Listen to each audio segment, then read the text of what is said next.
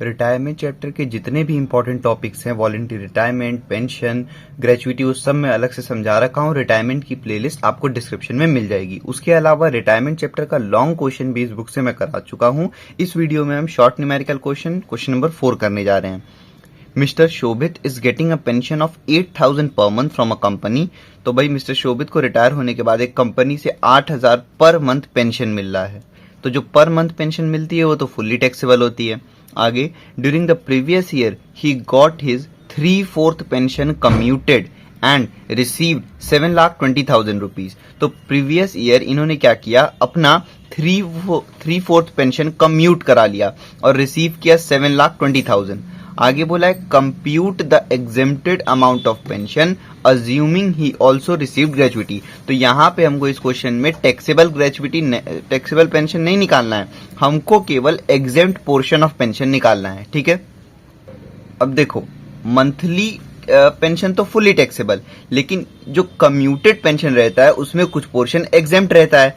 अब जैसे ग्रेचुइटी में 2 पार्ट थे ना, वैसे ही कम्यूटेड पेंशन के भी केस में 2 पार्ट थे। एक था कि जब पेंशन और ग्रेचुइटी दोनों मिल रही है एम्प्लॉय को, और एक था जब एम्प्लॉय को सिर्फ पेंशन मिल रहा हो। तो आप क्वेश्चन चेक करो क्या लिखा है। क्वेश्चन में बोला है कि मिस्टर शोभित को पेंशन तो मिल ही रही थी, उसके अलावा ग्रेचुइटी भी मिली है। तो यानी कि ये इस वाले कंडीशन में आएंगे, पेंशन प्लस ग्रेचुइटी वाले में। इतना समझ में आया आपको? तो सबसे पहला काम है आपको ये ढूंढना कि कम्यूटेड पेंशन के कौन से वाले सब पार्ट में ये आएगा। तो इस वाले में आएगा, पेंशन एंड ग्रेचुइटी वाले में।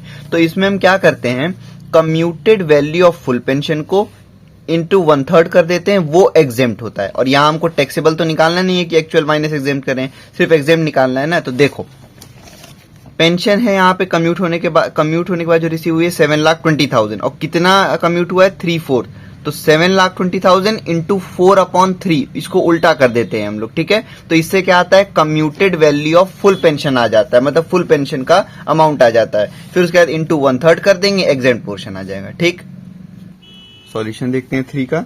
भाई इस क्वेश्चन में पेंशन प्लस ग्रेचुइटी दोनों मिल रहा है। जब दोनों मिलता है तो commuted value of full pension का 1/3 एग्जेम्प्ट होता है। सबसे पहले हमारा काम है commuted value of full pension निकालना। ये सब मैंने इंट्रोडक्शन वीडियो में सिखा रखा है, आप देख सकते हो, डिस्क्रिप्शन में लिंक मिल जाएगा। तो commuted value of full pension कैसे निकालते हैं, जो कम्यूट होने के बाद इनको वैल्यू मिला है वो लिखते हैं। तो 7,20,000 और कितना पोर्शन कम्यूट हुआ है 3/4, तो उसका रेसिप्रोकल कर देंगे हम। 3/4 कम्यूट हुआ है ना, तो इसका रेसिप्रोकल कर दो। तो 4/3 से इंटू कर दो मतलब। ठीक है, तो 7,20,000 इंटू 4 डिवाइड बाई 3, ये आ गया 9,60,000। अभी तो ये आया है commuted value of full pension. ठीक, अब हम निकाल रहे हैं एग्जेम्प्ट पोर्शन। फॉर्मूला क्या होता है इसका, commuted value of full pension into 1/3। समझ में आ गया?